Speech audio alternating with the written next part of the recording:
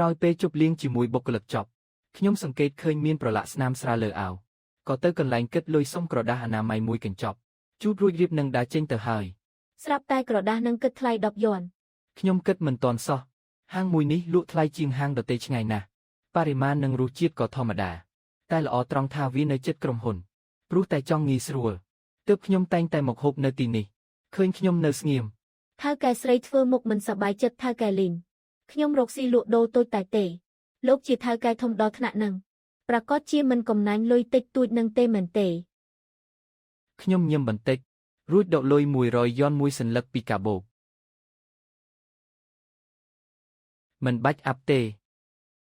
អូយថៅកែលីនលោកចិត្តល្អពេកហើយឲ្យខ្ញុំទទួលមិនទៅ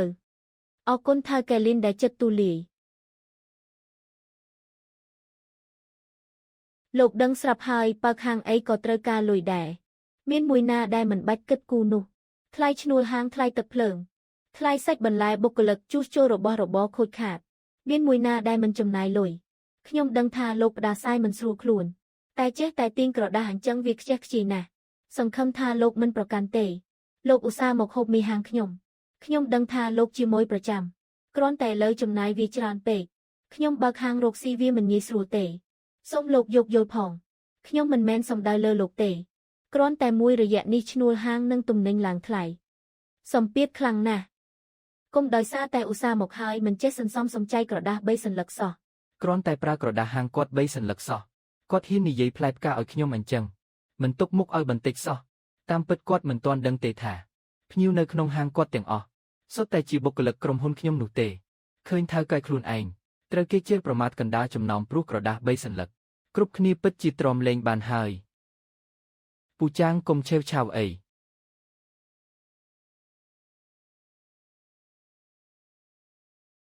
លោករវីក្បាលមានន័យថាម៉េចក្នុងចិត្តនៅមិនទាន់សុខចិត្តទៀតមែនទេមនុស្សធន់លោកខ្ញុំស្គាល់ច្បាស់ណាស់មើលពីសម្បកក្រៅធ្វើខ្លួនថ្លៃថ្នូរហូបមីមួយចានក៏ចង់កេងចំណេញពីហាងដែរខ្ញុំបើកហាងរកស៊ីស្អប់បំផុតពួកចូលចិត្តកេងចំណេញ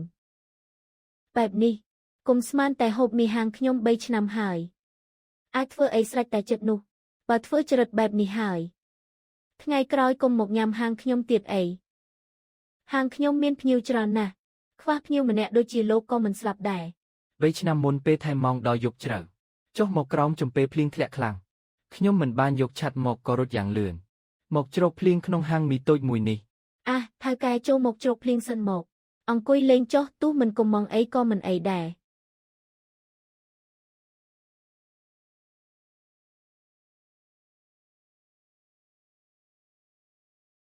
សុំមេឃមួយចានមក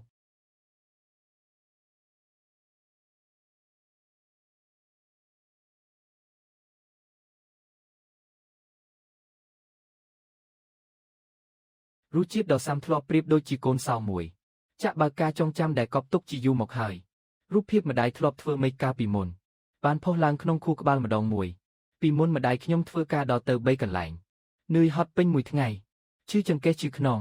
ទោះជាត្រឡប់មកផ្ទះយប់ជ្រៅយ៉ាងណាក៏ដោយគាត់តែងតែចូលផ្ទះបាយធ្វើមីឲ្យខ្ញុំញ៉ាំជានិច្ចញ៉ាំឲ្យច្រើនទៅញ៉ាំឲ្យឆ្អែតទើបឆាប់ធំកាលនៅក្មេងខ្ញុំគិតតែពីអនញ៉ាំដោយមិនបានដឹងសោះថាម្ដាយមិនទាន់បានប៉ះចង្កេះផង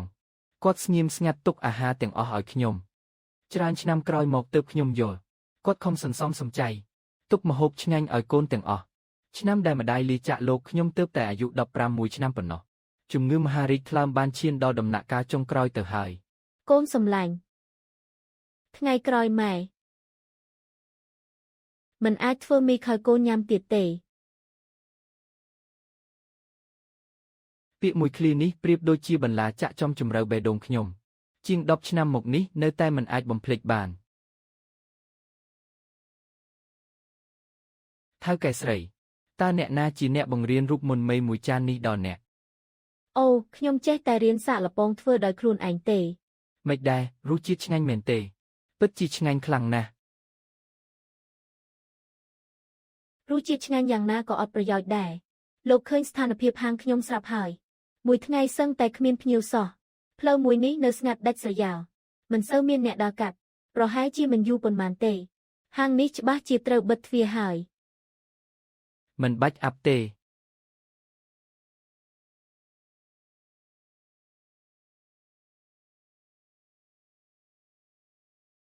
សមាជិកទាំងអស់ក្រុមហ៊ុននឹងទូទាត់ចំណាយឲ្យទាំងអស់ការញ៉ាំម្ដងអាចទូទាត់បានត្រឹមតែមួយលើកប៉ុណ្ណោះតែមិនកំណត់ចំនួនទឹកប្រាក់ទេ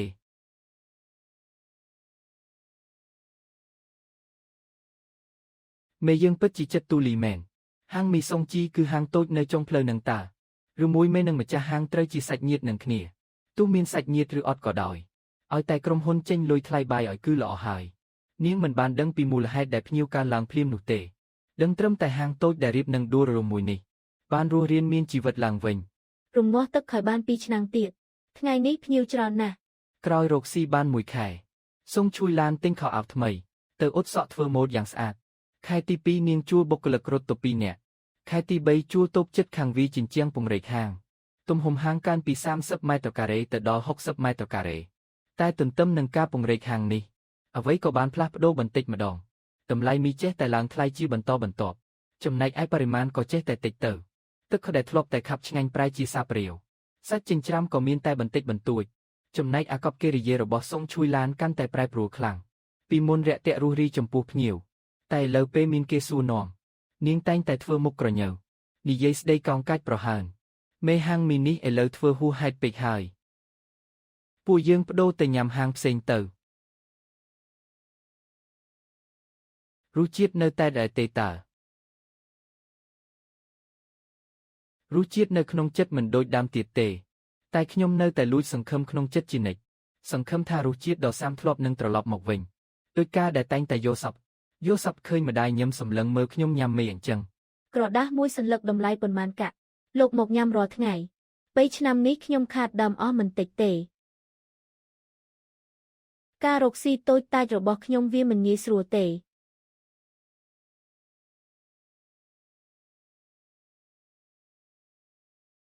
ខ្ញុំគិតលុយណាមិនបាច់ទេលោកគិតលុយថ្លៃមីទៅបានហើយតើត្រូវគិតលុយប៉ុន្មានមីនេះមួយចាន35យួនលោកគិតតែលុយនឹងទៅរឿងក្រដាសអនាម័យនោះមិនបាច់គិតទេ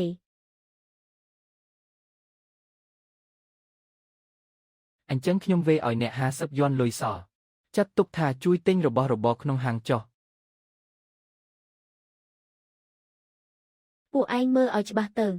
ហាងយើងចំណាយច្រើនណាស់ថ្ងៃក្រោយពេលភ្ញៀវប្រើរបស់របរពួកយើងត្រូវប្រាប់ឲ្យបានច្រើនបន្តិចកុំឲ្យខ្ជះខ្ជាយពេកបុគ្គលិកទាំងអស់ចាប់ពីថ្ងៃនេះទៅលោកចោលអត្ថប្រយោជន៍ទូទាត់ថ្លៃអាហារនៅហាងមីសុងជីទាំងអស់នៅខាងក្រោមក្រុមហ៊ុនមានហាងមីបងប្អូនស្រីទើបបើកថ្មីរសជាតិឆ្ងាញ់ខ្លាំងណាស់ខ្ញុំសូមណែនាំឲ្យអ្នកទាំងអស់គ្នាទៅញ៉ាំនៅទីនោះសម្រាប់ម៉ោងអាហារថ្ងៃត្រង់ថ្ងៃស្អែកបុគ្គលិក100នាក់ដំបូងដែលទៅញ៉ាំខ្ញុំនឹងចេញលុយឧបត្ថម្ភឲ្យម្នាក់20យួនទីបំផុត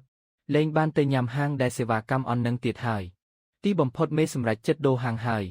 ខ្ញុំស្មានតែត្រូវហូបហាងនឹងរហូតដល់ចូលនិវត្តន៍ទៅហើយលើកមុនខ្ញុំគ្រាន់តែថែមទឹកខ្មេះបន្តិចសោះក៏ត្រូវថៅកែស្រីស្ដីបន្ទោសអស់3នាទីដែរ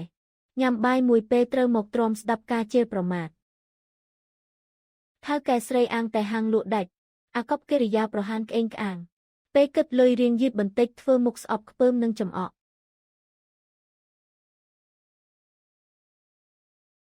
រសជាតិអាហារធ្លាក់ចុះយ៉ាងខ្លាំងមីកាពី1ឆ្នាំមុននៅតែអាចញ៉ាំបានតែម្ហូបឥឡូវពិបាកលេបណាស់3ឆ្នាំដែលខ្ញុំនៅតែបន្តមកញ៉ាំហាងនេះមិនមែនដោយសារតែរសជាតិមីនោះទេតែគឺដោយសារការនឹករលឹកដល់ម្ដាយតាមរយៈអាហារមួយនេះរហូតមកដល់ថ្ងៃនេះទើបខ្ញុំដឹងខ្លួនរសជាតិមេឃដែលម្ដាយខ្ញុំធ្លាប់ធ្វើនៅក្នុងការចងចាំវាបានរសាត់បាត់បន្តិចម្ដងទៅហើយអ្វីដែលនៅសល់ក្នុងចិត្តគឺស្នាមញញឹមរបស់គាត់បាត់ដៃដ៏គ្រើមព្រោះតែការងារធ្ងន់និងពាក្យពេចន៍ផ្ដាំផ្ញើដ៏កក់ក្ដៅនោះទំនាក់ទំនង3ឆ្នាំនេះសូមជួយឡានបានបំបត្តិក្តីនឹករលឹកដ៏មានតម្លៃនេះបន្តិចម្ដងអស់ទៅហើយភាពជាប់ជំពាក់ក្នុងចិត្តក៏គួរតែលែងចោលឲ្យអស់ដែរចូលមកមេអំបញ្ញមិញលោកមិនបានទទួលរងការប្រមាថទេមែនទេមិនអីទេគ្រាន់តែជំងឺផ្ដាសាយមិនទាន់ជាសះស្បើយបុគ្គលិកទាំងអស់សុទ្ធតែមានការមិនពេញចិត្តជាយូរមកហើយ ហាងមីនេះឡើងថ្លៃកប់ពុកបរិមាណកាន់តែតិចទៅអាកប្បកិរិយាថៅកែស្រីកាន់តែអាក្រក់ទៅគ្រប់គ្នាតែងតែរងការខឹងសម្បារដោយគ្មានហេតុផលរឿងអស់ទាំងនេះខ្ញុំដឹងច្បាស់ក្នុងចិត្តចុះហេតុអ្វីបានជាមេមិនព្រមដូរហាងញ៉ាំអញ្ចឹងគ្រាន់តែដោយសារមេឃរបស់ហាងនេះមានរសជាតិស្រដៀងនឹងរសជាតិដែលម្ដាយខ្ញុំធ្លាប់ធ្វើពេលដែលម្ដាយខ្ញុំលាចាកលោកខ្ញុំនៅរៀនវិទ្យាល័យនៅឡើយរសជាតិនៃការនឹករលឹកមួយចាននេះគឺជាទីពឹងមួយក្នុងចំណោមតិចតួចដែលខ្ញុំអាចនឹកដល់ម្ដាយ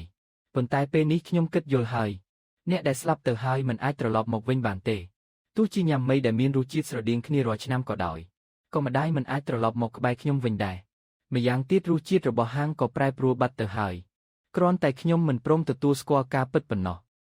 មេរឿងក៏ឡងហួសទុកវាចោលទៅឯងយកដំណឹងនេះទៅប្រាប់ផងថ្ងៃត្រង់ស្អែកខ្ញុំនឹងប៉ោកបុគ្គលិកទាំងអស់ទៅញ៉ាំមីនៅហាងបងប្អូនស្រីចែកម៉ោងគ្នាទៅឲ្យមានសណ្ដាប់ធ្នាប់ក្រុមដំបូងត្រូវទៅដល់ម៉ោង 11 កន្លះឲ្យទាន់ពេលបាត់មេខ្ញុំទៅប្រាប់ឥឡូវនេះអ្នកទាំងអស់គ្នាធ្វើឲ្យលឿនបន្តិចជូតចង្ក្រានឲ្យស្អាតរំងាស់ទឹកឲ្យបានប៉ុន្មានឆ្នាំងទៀតទៅថ្ងៃនេះភ្ញៀវប្រកាសជាមកហូហែមិនដាច់ទេសួស្ដីចែមិនបាច់ហៅខ្ញុំអញ្ចឹងទេផ្លូវមួយនេះការប្រកួតប្រជែងរកស៊ីខ្លាំងណាស់ហាងមី5-7បានបិទទ្វារបន្តបន្ទាប់គ្នាទៅហើយ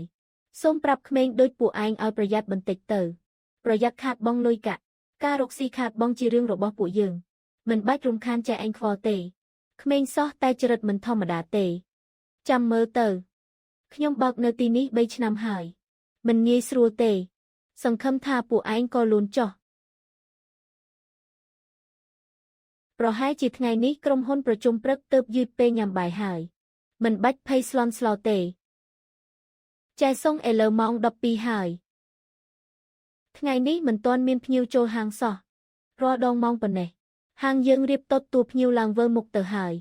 មិនបាច់ភ័យទេមួយចាស់មកញ៉ាំជាប់គ្នា3 ឆ្នាំហើយអាវត្តមានមួយថ្ងៃជារឿងធម្មតាទេតែកុំធ្វើមុខក្រញើគួរឲ្យធុញអញ្ចឹងភ្ញៀវចូលចិត្តមេឃដែលខ្ញុំធ្វើណាស់ទោះជាឡើងថ្លៃបន្ថយបរិមាណក៏ការរកស៊ីមិនធ្លាក់ចុះដែរពួកគេនៅតែមកញ៉ាំទាន់ពេលដដែលច្បាស់ជាមិនបាត់មុខដោយគ្មានហេតុផលទេប្រហែលជាក្រុមហ៊ុនរៀបចំកម្មវិធីញ៉ាំអីជុំគ្នាទេដឹង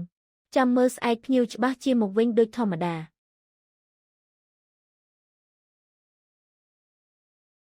ឯងមើលទីនោះលឿនភ្ញៀវដែលត្រូវខ្ញុំជារំសើមិញក៏ទៅញ៉ាំហាងថ្មីនឹងដែរបញ្ជាក់ថាគ្រប់គ្នាពិតជាចូលចិត្តរសជាតិមីខ្មែនភ្ញៀវផ្សេងទៀតច្បាស់ជានឹងមកបន្តបន្ទាប់មិនខានណែចង់មកញ៉ាំមេឃក្នុងហាងខ្ញុំទៀតហើយមែនទេប្រាប់ឲ្យហើយណាបើចូលមកញ៉ាំគឺគិតលុយធម្មតាហើយត្រូវចេះសន្សំសំចៃរបស់របរផងអ្នកណាប្រាប់នាងថាខ្ញុំចូលញ៉ាំហាងនាងសូមស្វាគមន៍បងប្រុសបងមកហើយតើប្រញាប់អង្គុយសម្រាកសិនមក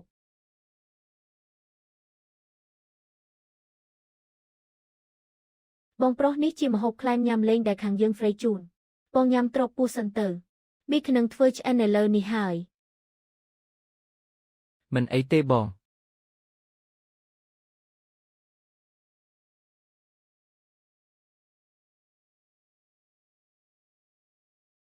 បងប្រុសមីកប្រចាំហាងបានហើយសូមញ៉ាំឲ្យឆ្ងាញ់ក្រដាសអនាម័យទុកនៅទីនេះបងអាចប្រើតាមសប្បាយ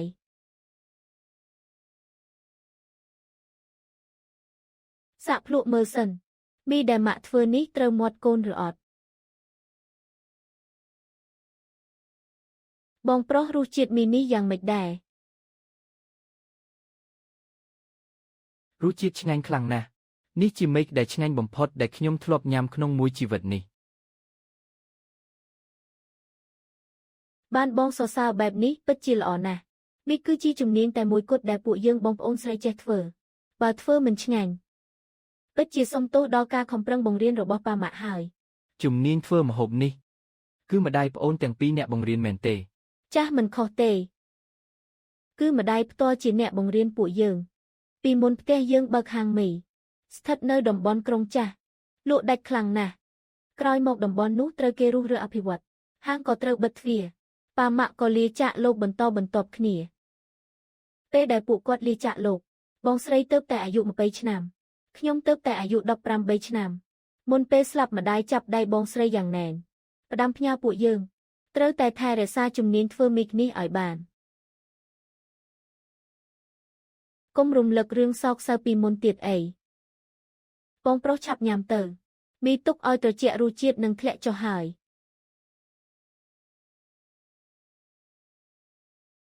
ក្មួយស្រីទាំងពីរពួកឯងត្រូវតែប្រយ័ត្នឲ្យមែនទែនមនុស្សម្នាក់នេះធ្លាប់មកញ៉ាំហាងខ្ញុំជាប់គ្នា3ឆ្នាំតែងតែរិះគន់រសជាតិមេឃពេលញ៉ាំក៏ប្រើក្រដាសខ្ជះខ្ជាយទៀតគ្រប់ពេលតែងតែចង់កេងចំណេញពីហាងម្សិលមិញកេងចំណេញពីហាងខ្ញុំមិនបានក៏ប្ដូរមកហាងថ្មីពួកឯងនេះត្រូវតែប្រយ័ត្នការពារឲ្យបានល្អ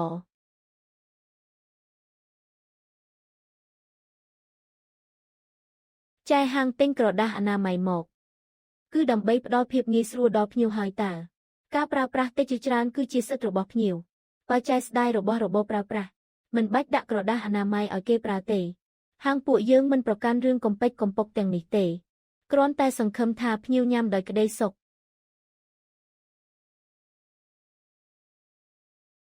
បងប្រុសក្រដាសមួយកញ្ចប់នេះបងប្រើឲ្យអស់ចុះហាងយើងមានក្រដាសច្រើនណាស់មិនបាច់គិតច្រើនទេខ្ញុំមានចិត្តណាល្អមកដាស់តឿនពួកឯងផ្ទុយទៅវិញបែរជាចង់តាំងជាមួយខ្ញុំមែនទេបើពិតជាមានចិត្តណាល្អជួយប្រាប់មែនក៏មិនចូលមកក្នុងហាងញុះញង់បំបែកបំបាក់ដែរចង់មួលបង្កាច់ភ្ញៀវគ្រាន់តែចង់ឲ្យយើងដេញភ្ញៀវចេញប៉ុណ្ណោះបើខាងរកស៊ីសំខាន់បំផុតគឺមួយប្រចាំភ្ញៀវមកញ៉ាំជាប់គ្នា3ឆ្នាំគឺកម្រមានណាស់គ្រាន់តែដោយសារក្រដាសមួយសន្លឹកសោះក៏ស្ដីបន្ទោសភ្ញៀវកណ្ដាលចំណោមសូម្បីតែរបស់របរប្រើប្រាស់ធម្មតាក៏កំណាញ់មិនឲ្យដែរផ្ទុយទៅវិញបែរជាថាភ្ញៀវកំណាញ់ទៅវិញពិតជាពិបាកទទួលយកណាស់ហាងតូចតាចសោះហ៊ានមកវាយតម្លៃខ្ញុំអីខ្ញុំបើកហាងមីពេញ3ឆ្នាំពេញមួយផ្លូវនេះមានហាងច្រើនណាស់បិទទ្វារមានតែហាងខ្ញុំទេដែលមានភ្ញៀវហូរហែមិនដាច់ហើអួតពេញមួយថ្ងៃថាមានភ្ញៀវពេញហាងឥឡូវក្នុងហាងរបស់ចែគ្មានភ្ញៀវចូលសំបីតែម្នាក់ថ្ងៃនេះភ្ញៀវគ្រាន់តែជាប់រវល់ទើបខកខានថ្ងៃស្អែកច្បាស់ជាមកញ៉ាំដូចធម្មតាមិនខាន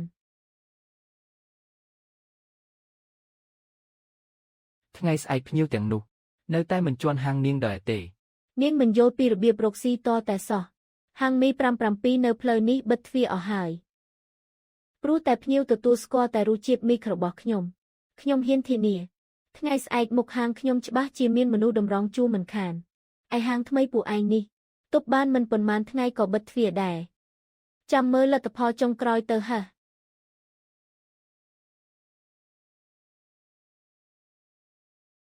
បងស្រីតើភាពជឿជាក់ទាំងងឹតងល់របស់គាត់តើបានមកពីណាទៅចែនឹងអះអាងថាភ្ញៀវមិនបាត់បង់នោះតើវាជារឿងពិតមែនទេ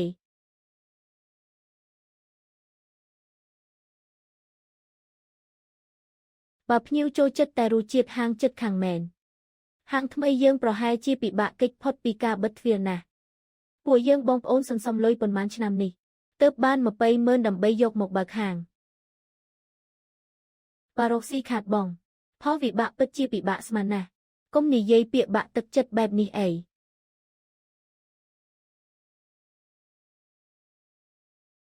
ធ្វើចិត្តឲ្យទូលីទៅហាងពួកប្អូនមិនបិទទ្វារទេហេតុអីបានជាបងប្រកំលេះចាំដល់ថ្ងៃស្អែកចម្លើយគ្រប់យ៉ាងនឹងលេចចេញមកហើយ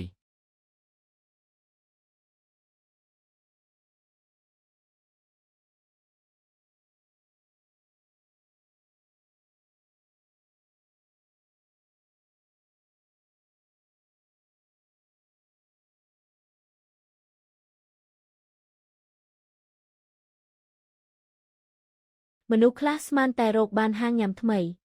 គឺអាចកេងចំណេញបានចរិតបែបនេះគង់តែមានគេស្អប់ខ្ពើមទេ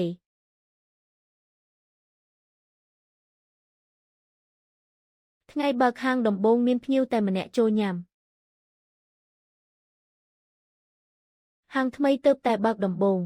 មានភ្ញៀវតិចគឺជារឿងធម្មតាទេអាចទទួលភ្ញៀវទីមួយគឺល្អណាស់ទៅហើយចែមិនបាច់អីទេ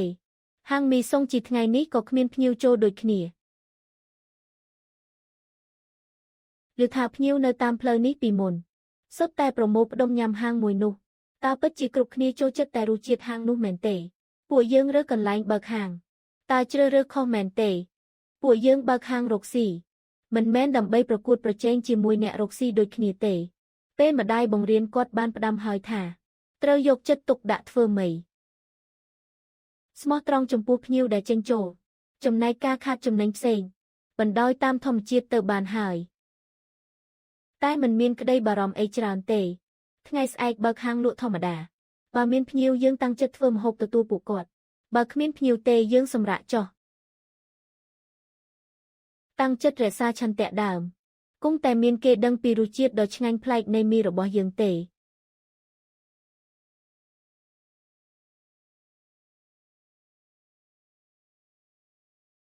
ពូចាងការផ្សព្វផ្សាយបែបនេះពិតជាអាចទាក់ទាញភ្ញៀវបានមែនទេមេគ្រាន់តែប្រាប់ទ្រោះក្នុងគ្រប់ការងារប៉ុណ្ណោះខ្ញុំស្មានតែគ្រប់គ្នាមិនចាប់អារម្មណ៍ទៅហើយប្រហែលជាមិនអាចហៅបុគ្គលិកច្រើនមកញ៉ាំបានទេមិនបាច់បារម្ភទេឥទ្ធិពលរបស់មេគឺគ្រប់គ្រាន់អាចកោះហៅអ្នកគ្រប់គ្នាបានហើយចាំមើលចំនួនភ្ញៀវនៅថ្ងៃស្អែកទៅដឹងហើយ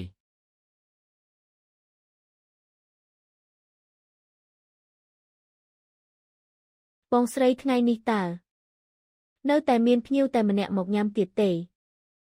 ទោះបីមានភ្ញៀវតែម្នាក់ក៏ដោយ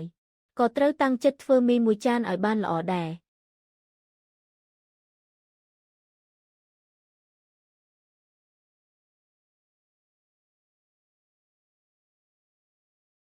លើកឆ្នាំងទឹកធំទៅដាក់នៅមាត់ទ្វារថាកែស្រីហេតុអីបានជាលើកឆ្នាំងធំមកដាក់មាត់ទ្វារអញ្ចឹងនេះជាល្បិចតាក់ទាញភ្ញៀវណាក្លិនឈ្ងុយអាចតាក់ទាញអ្នកដើរកាត់ឲ្យឈប់មើលម្សិលមិញគ្មានភ្ញៀវគ្រាន់តែជារឿងចៃដន្យឲ្យទេថ្ងៃនេះពេលធំក្លិនឈ្ងុយគ្រប់គ្នាប្រកាសជាទ្រាំមិនចូលហាងញ៉ាំមិនបានទេក្រោកពីព្រលឹមរវល់យ៉ាងណាក៏ដោយបើគ្មានភ្ញៀវចូលទេខំប្រឹងយ៉ាងណាក៏អត់ប្រយោជន៍ដែរមិនបាច់ទៅឆ្លោះប្រកែកជាមួយនាងទេ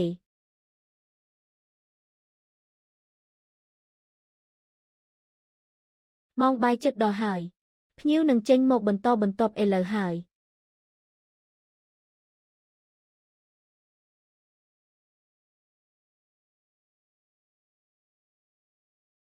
ភ្ញៀវខ្លះចូលខុសហាងជារឿងធម្មតាទេភ្ញៀវសំខាន់មិនទាន់មកដល់ទេ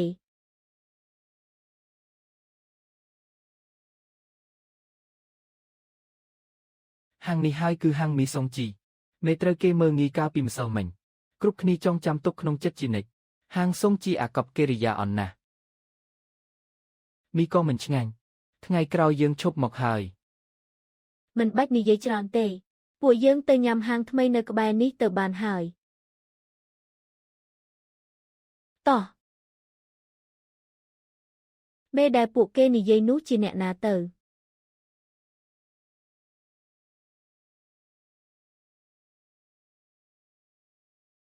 គ្រាន់តែក្មេងប៉ុន្មានអ្នកធ្វើចរិតក្មេងខាងប៉ុណ្ណោះ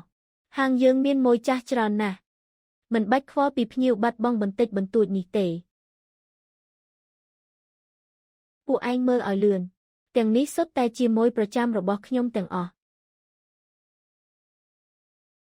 មនុស្សច្រើនសន្ធឹកសន្ធាប់បែបនេះឡើងរាប់រយនាក់ឯណោះពេលនេះដឹងពីភាពខុសគ្នាហើយមែនទេ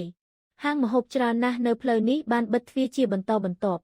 មានតែហាងខ្ញុំទេដែលឈរជើងបាន3ឆ្នាំមិនដួលព្រោះតែភ្ញៀវដែលចេញចូល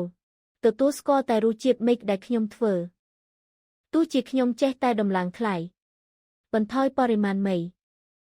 ភ្ញៀវនៅតែបន្តមកញ៉ាំនៅហាងដដែលគឺមិនអាចបោះបង់រសជាតិហាងខ្ញុំបានទេហាងតូចទើបបើកថ្មីរបស់ពួកឯង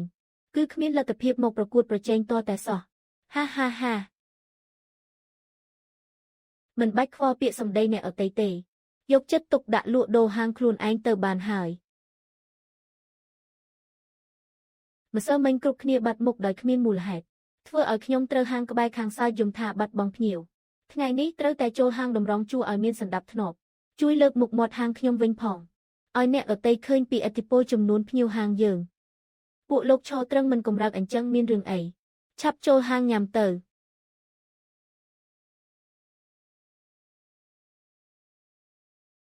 ពួកយើងមកនេះមិនមែនមកញ៉ាំហាងអ្នកទេលោក Sầm đây lục ní miên này thà mịch. ពួកយើងនឹងមិនចូលញ៉ាំហាងមីរបស់អ្នកទៀតទេ បើមិនញ៉ាំហាងខ្ញុំគ្រប់គ្នាអាចជ្រើសរើសញ៉ាំនៅកន្លែងណាទៀតទៅពួកយើងនឹងរើសហាងផ្សេងដែលល្អជាងនេះពួកយើងគ្រាន់តែសង្ឃឹមថាញ៉ាំបាយបានស្រួលចិត្តបន្តិចតម្លៃក្នុងហាងបរិមាណនិងសេវាកម្មតែងតែធ្វើឲ្យគ្រប់គ្នាមិនសូវពេញចិត្តអញ្ចឹងទើបពួកយើងសម្រេចចិត្តដូរកន្លែង 3 ឆ្នាំនេះគ្រប់គ្នាពិតជាបានអត់ធ្មត់យូរណាស់មកហើយថ្ងៃនេះពិតជាលែងចង់ទ្រាំទៀតហើយពួកយើងឥឡូវនេះ ពួកយើងបើមិនពេញចិត្តនឹងអាកប្បកិរិយារបស់ខ្ញុំថ្ងៃក្រោយខ្ញុំកែប្រែគឺបានហើយតើគ្រប់គ្នាមិនបាច់ប្រើអារម្មណ៍ឆេវឆាវបែបនេះទេចូលហាងញ៉ាំទៅខ្ញុំសន្យាថានឹងកែប្រែសេវាកម្មឲ្យល្អពួកលោកនៅមិនពេញចិត្តអីទៀតឬមួយប្រកាន់ខ្ជាប់មិនព្រមចូលញ៉ាំហាងខ្ញុំជារៀងរហូត ត្រូវហើយចាប់ពីពេលនេះទៅបុគ្គលិកទាំងអស់គ្នានឹងមិនមកញ៉ាំនៅទីនេះទៀតទេ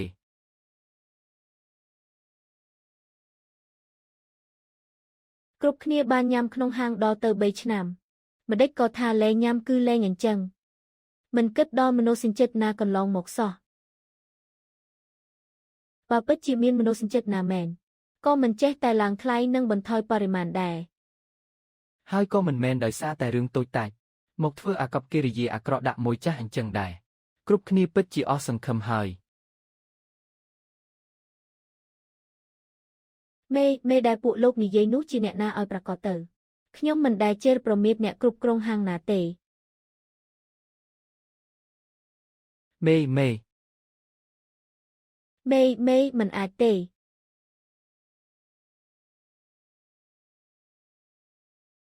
គាត់តែងតែស្លៀកពាក់សាមញ្ញរាល់ដងកុំងតែមីកថោកមួយចានសោះបិចនឹងអាចជាមេក្រុមហ៊ុនមានបុគ្គលិករាប់រយនាក់បានទៅពួកលោកច្បាស់ជារួមគំនិតគ្នាចិត្តណាបោកប្រាស់ខ្ញុំហើយ មេតែងតែស្លៀកពាក់សាមញ្ញធម្មតាកុំម៉ងមីក្រូថ្ងៃគ្រាន់តែព្រោះចូលចិត្តរសជាតិហាងពីមុន3ឆ្នាំមកនេះថ្លៃបាយបុគ្គលិកទាំងអស់ក្នុងក្រុមហ៊ុនគឺមេតែម្នាក់ជាអ្នកចេញលុយឲ្យទាំងអស់ទំហំចំណាយសរុបឡើងដល់រាប់លានឯណោះហាងអ្នកអាចពង្រីកធំបែបនេះសុទ្ធតែពឹងផ្អែកលើការគាំទ្ររបស់មេទាំងអស់តែអ្នកមិនត្រឹមតែមិនដឹងគុណថែមទាំងធ្វើបាបគាត់ទៀតទង្វើបែបនេះពិតជាគួរឲ្យខកចិត្តណាស់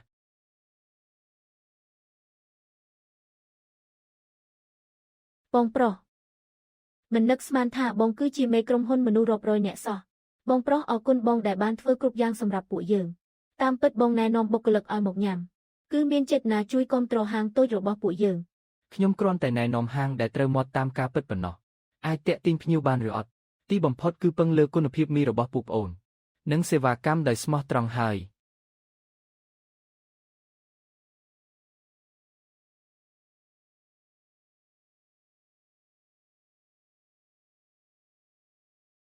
មីនេះស្វិតឆ្ងាញ់ណាស់ទឹកក៏ខាប់ឈ្ងុយឆ្ងាញ់ឆ្ងាញ់ជាងហាងក្បែរខាងឆ្ងាយណាស់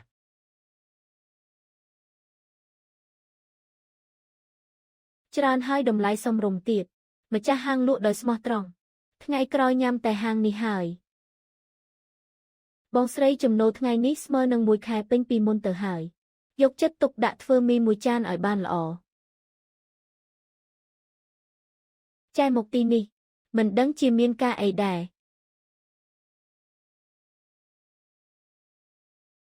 ថៅកែលីនខ្ញុំដឹងកំហុសខ្លួនឯងហើយខ្ញុំមិនគួរធ្វើអាកប្បកិរិយាអាក្រក់ដាក់លោកទេមិនគួរកំណាញ់រឿងតូចតាចសោះសូមលោកប្រាប់បុគ្គលិកទុកឱកាសឲ្យខ្ញុំម្ដងទៀតទៅហាងមួយនេះគឺជាកម្លាំងញើសឈាមទាំងអស់របស់ខ្ញុំឥឡូវបាត់បង់ភ្ញៀវអស់រលីងហើយហាងខ្ញុំគឺមិនអាចបន្តរកស៊ីទៀតបានទេ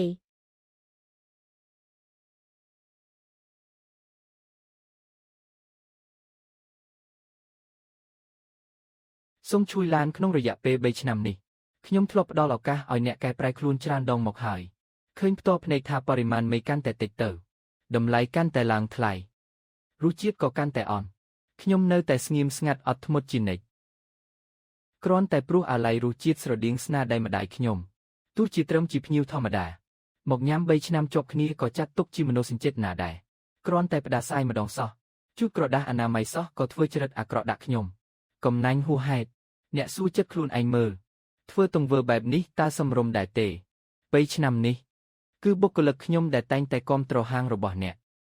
ធ្វើឲ្យអ្នកពីហាងតូចរីកធំដល់ថ្នាក់នេះអ្នកធ្វើចំពោះអ្នកដែលជួយអ្នកបែបនេះតើពិតជាស័ក្តិសមនឹងសេចក្តីល្អនេះទេខ្ញុំសុខចិត្តកែប្រែកំហុសខ្លួនឯងទាំងស្រុង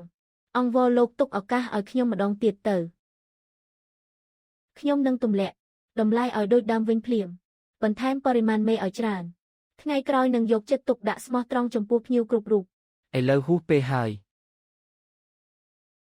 ពេល3ឆ្នាំគ្រប់គ្រាន់ឲ្យអ្នកកែប្រែអាកប្បកិរិយារកស៊ីនិងគ្រប់គ្រងគុណភាពម្ហូបហើយតែអ្នកគិតតែពីលោភលន់ចង់ចំណេញមើលងាយអ្នកដទៃមិនខ្វល់ពីការជឿជាក់និងការអត់ធ្មត់របស់ភ្ញៀវធ្លាក់ដល់លទ្ធផលថ្ងៃនេះគឺសុទ្ធតែជាទង្វើដែលអ្នកធ្វើខ្លួនឯងទាំងអស់ទោះភ្ញៀវមានឋានៈអីក៏ដោយចូលហាងមកញ៉ាំគួរតែទទួលបានការគោរពអាកប្បកិរិយាអាក្រក់ត្រឹមតែធ្វើឲ្យគេអស់សង្ឃឹមប៉ុណ្ណោះ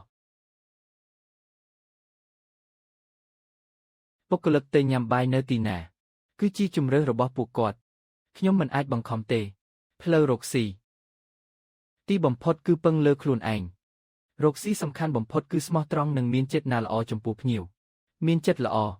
ការរកស៊ីនឹងរលូនទៅមុខជាមិនខាន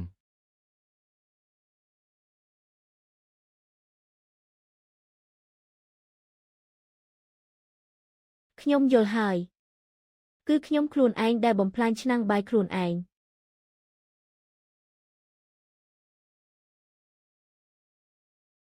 កំណត់យកហាងមីបងប្អូនស្រីជាកន្លែងញ៉ាំអាហារប្រចាំរបស់បុគ្គលិកក្រុមហ៊ុនគោលការណ៍ទូទាត់ថ្លៃអាហារនៅអាហារដ្ឋាននៅតែបន្តអនុវត្តដូចដើម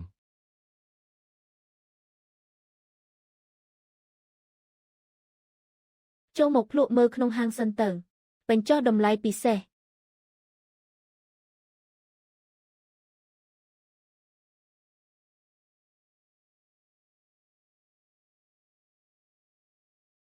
ចែមិនទាន់ញ៉ាំអាហារព្រឹកទេមែនទេមីកមួយចាននេះជូនចែញ៉ាំទ្របពោះសិនចុះញ៉ាំពេលកំពុងក្តៅទៅកន្លងមកខ្ញុំធ្លាប់និយាយស្ដីមិនសមរម្យដាក់ពួកឯងជាច្រើនដងហេតុអីនៅតែមានចិត្តល្អដាក់ខ្ញុំទៀតអ្នករកស៊ីដូចគ្នាសុទ្ធតែមិនងាយស្រួលទេខ្ញុំក៏ធ្លាប់ភ្លក់មីកដែលចែធ្វើការពីប៉ុន្មានឆ្នាំមុនដែររសជាតិដ៏ឆ្ងាញ់កាលពីមុននៅតែដិតជាប់ក្នុងការចងចាំខ្ញុំជានិច្ចតែឥឡូវស្នាដៃរបស់ខ្ញុំមិនដូចពីមុនទៀតទេសូម្បីតែខ្លួនឯងក៏មិនអាចទទួលយករសជាតិម្ហូបដែលខ្លួនឯងធ្វើដែរស្នាដៃអាចហ្វឹកហាត់កែម្អឡើងវិញបានឲ្យតែចេះរក្សាឆន្ទៈដើមនោះនឹងអាចស្វែងរករសជាតិដើមត្រឡប់មកវិញបានគ្រាន់តែដូរកន្លែងថ្មីបើកហាងរកស៊ីម្ដងទៀតទៅបានហើយ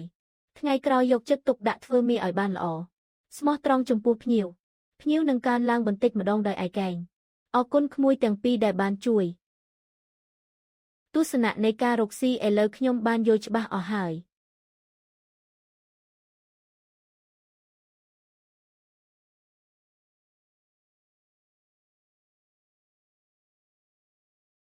នេះគឺជារូបមន្តដែលម្ដាយខ្ញុំបន្សល់ទុកជារូបមន្តសម្ងាត់និងបទពិសោធន៍នៃការធ្វើមីកជូនចែសម្រាប់ទុកជាឯកសារយោង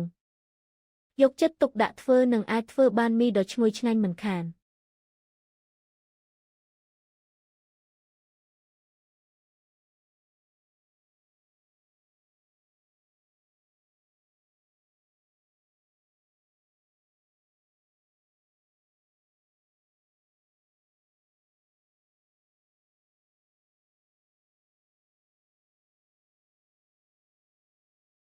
ចែត្រឡប់មកវិញម្ដងទៀតហើយ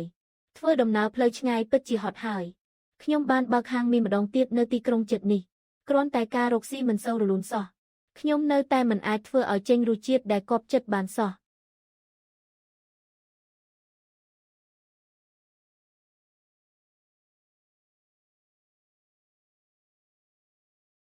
កុំទាន់បារម្ភ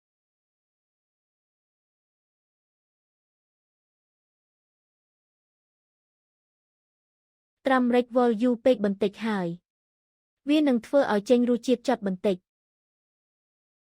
សាច់ចិញ្ច្រាំឆាភ្លើងខ្លាំងពេកបរិសាជាតិទឹកនៅខាងក្នុងរសជាតិនឹងកាន់តែឆ្ងាញ់បទពិសោធន៍ផ្ទាល់របស់ចែពិតជាមានតម្លៃណាស់ជួយបំពេញចំណុចខ្វះខាតផ្នែករសជាតិរបស់ខ្ញុំបានច្រើនពីមុនមានស្នាដៃល្អពិតមែនតែគិតតែពីរឿងលុយកាក់ចំណេញបោះបង់ចោលឆន្ទៈដើមពេលនេះទើបដឹងខ្លួនទើបយល់ថាការយកចិត្តទុកដាក់គឺជាមូលដ្ឋានគ្រឹះក្នុងការធ្វើម្ហូបឆ្ងាញ់ម្ដាយខ្ញុំធ្លាប់ផ្ដាំថា អ្នកធ្វើម្ហូបមានចិត្តងាយយ៉ាងម៉េចមីក៏នឹងបញ្ចេញរសជាតិបែបនោះមកដូចគ្នា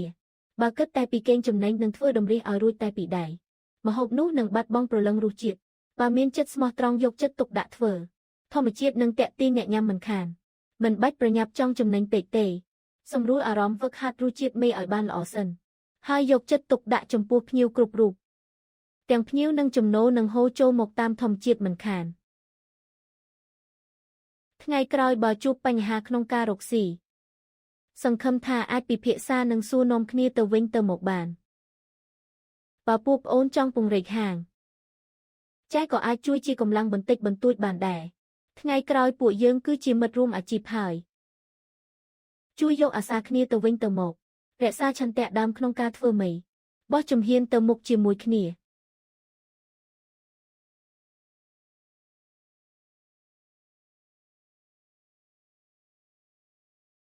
បងប្រុសបងមកញ៉ាំអីតើអញ្ជើញអង្គុយកៅអីក្បែរបង្អួចដូចរាល់ដងទៅបងមួយរយៈនេះពួកខ្ញុំទើបតែបង្កើតរសជាតិមីកម្រេចវល់ថ្មីក្លិនឈ្ងុយហើយហិរឆ្ងាញ់រសជាតិប្លែកមាត់ថ្ងៃនេះធ្វើឲ្យបងមួយចានដើម្បីភ្លក់មើលថារសជាតិយ៉ាងម៉េចដែរអញ្ចឹងខ្ញុំសាកភ្លក់រសជាតិថ្មីនេះមើលចុះ